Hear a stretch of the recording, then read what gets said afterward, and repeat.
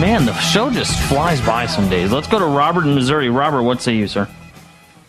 Hey, good morning, Josh. And I haven't called in for a number of days. There's been so much insanity going on. What I find amazing about this Boston thing. Let me read you a quote from Captain John Parker from April 19, 1775. Stand your ground, do not fire unless fired upon, but if they mean to have a war, then let it begin here. That was his quote on Lexington Green. And I'm an Oath Keeper, and Stuart Rhodes and the Oath Keepers, they messed with them up there when they were trying to do their thing up there on Lexington Green right after the bombing, which I find just so wild because of what the Boston PD and the goon forces, what they did to the people of Boston. And I'm wondering, is anybody going to report? Was there one Boston cop that said, I can't do this. I'm not going to kick these people's houses in. I'm not going to treat them like somebody from North Korea or China. This whole city was put on lockdown. These cops are an embarrassment to police forces all over the United States, and I'm going to say that right now. It's sickening. And was there one cop that said, no, this is illegal. I can't do this. And, I'm just like, I'm baffled that this happened the way it did over one 19-year-old kid. And the way they locked down this entire city and basically just raped that entire city of its rights. And so people don't even realize what happened right there. And now this kid, he's being declared basically a combatant right now by Miss Lindsey Graham and McCain and the rest of them. So his constitutional rights, even though he got caught on American soil, they're trying to totally just suspend his constitutional rights. They're drugging this kid, totally violating everything about what was left of America. It's gone. And so, the last few days for me have been really just like heavy, crazy spiritual warfare. And, people that were under any illusion that the cops respect citizens, well, you better look at that footage of those SWAT teams doing what they did to those people in Boston. It's just crazy. It is crazy, and don't go anywhere. I want to keep you for a second. What alarms me is there were over 2,000 Boston police called into duty for this. There were thousands of other law enforcement from, the neighboring suburbs, the FBI, ATF, everybody. And you're right, I haven't heard yet of any officer saying, hey, wait a second, what we're doing is actually just as bad as the people we're hunting down here. So, yes, that is completely alarming to me. And I thought for sure that somebody in the mainstream media would bring that up. Obviously, they didn't. But what alarms me even more is how Boston then celebrated their own captivity. How they took to the streets, they started waving flags, lighting sparklers, thank you for making us prisoners. And that part really sent a chill down my spine because nobody in Boston bothered to say, hey, wait a second, we're being held as terrorist hostages from another form of terrorism. So there are actually two forms of terrorism in our city right now, and we're the victims of both. Yeah, That's the level of brainwashing and effective propaganda, manipulation, programming. And if people don't think that the media is a powerful, system, my own family, they're like the total inverse of where I'm at concerning that. And they don't consider that, the Bill of Rights to them now is that's just a talking point. It's not real.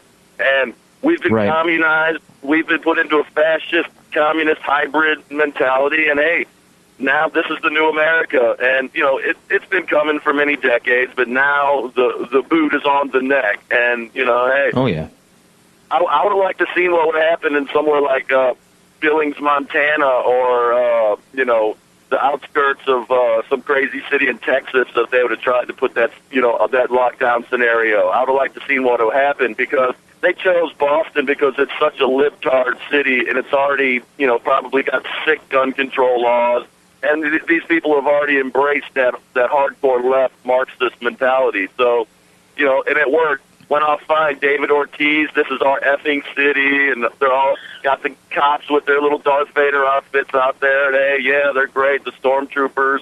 And, hey, America, it's gone. But, there's still some people out here that love the country and what it was supposed to be, and hopefully, we can we can break this programming, because that's where the real battle is in people's minds and hearts and spirits. So thanks, Josh. Yeah, no problem. Thanks for the call. And I was going to kind of get to that, because everything today kind of had this undergirding to it about, where we are, the mentality, what we're really seeing. And in a way, Boston served as a very symbolic event. Yes, the bombing was terrible. Yes, those who were really injured were terrible. The staging of those who were in the drill or whatever those other things were, that was just ludicrous. I get it. There's millions of questions. You should be encouraged to ask the questions. The response from the people was alarming, but I think it's symbolic for another reason too, because it was Boston. A lot of the media kind of pushed this message initially. Remember, even Barack Obama didn't want to call it a terrorist event, because at first, it was a tax day event. So everybody understood the importance of Boston in the history of this nation, the Boston Tea Party. And I think the symbolism wasn't that it was some sort of patriot group like they were hoping. The mainstream media was out there. Matter of fact, one of the CNN anchors was saying that she was surprised that it wasn't the typical white American that did this. And of course, they're the ones that throw in race, not the real Americans, not the real patriots. Real people understand that there are no differences in the hearts of man. But they try to push this agenda, and that didn't work. Yet at the end of the day, what did we really observe? We observed Boston, the city that kind of sparked liberty, was the city that sparked tyranny. And that symbolism for me was very deep. I mean, here's the Boston Tea Party. What set it off, what symbolically proved to tyrants around the world as people will revolt against you, was the city that was, I don't know if you're into the conspiracy side of it, was chosen, whatever. It is Boston, so however it got there, it got there. So Boston was the city that was on lockdown. They were being terrorized by their own law enforcement. Some of the videos are just appalling. And if you haven't seen them, you can just go on YouTube and start searching for it. House-to-house searches, SWAT searches, just whatever. Just put it in there, you'll find it.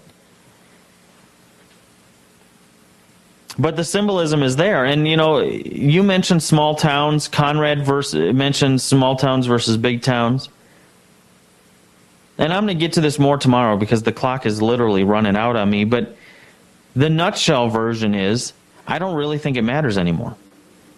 There used to be a day where I would say it mattered, where you'd have cities like Boston, Philadelphia, New York, Detroit, other major large cities that were just, these cesspools of people who wanted to be controlled by the state. And then you had small communities, 1,500 people, 800 people, even 10,000 people, who would be starkly different.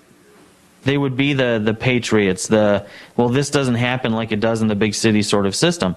But that has changed over the past 8 years. The influence of DHS into the sheriff offices, the destruction of sheriff offices around the country. There are counties just getting rid of it completely. And the mindset through the media, which no longer knows the bounds of the city. A message that was in the city, in New York City in the 50s, stayed in New York City. And it would take years before it reached out to the suburbs, and even more years before it reached out to the rural areas. Now, with the internet and media, the same message that they get to change the hearts and minds of people in the city is the same message that changed the hearts and minds of people in the rural areas. Now, that's not saying there's not an advantage to the rural area. But if you live in a rural area or spend a lot of time in them like I do, you will notice a shift there too. There's a lot more of the statist mentality. And there it had a different indoctrination system. It took a different path. There were government subsidies for corn. Well, all of a sudden the government's going to pay you to grow corn whether we sell it or not. Why would you ever vote against a government that wants to do that for you? Exactly. It just doesn't make sense. So you become part of the same system that you used to oppose in the big cities. And then, of course, that was just the beginning, and they kept creeping until they started to win the hearts and minds of people in the rural areas, too. It is a fight. It is a fight that is, at this current moment, in numbers anyway, stacked in their favor. But it never takes numbers.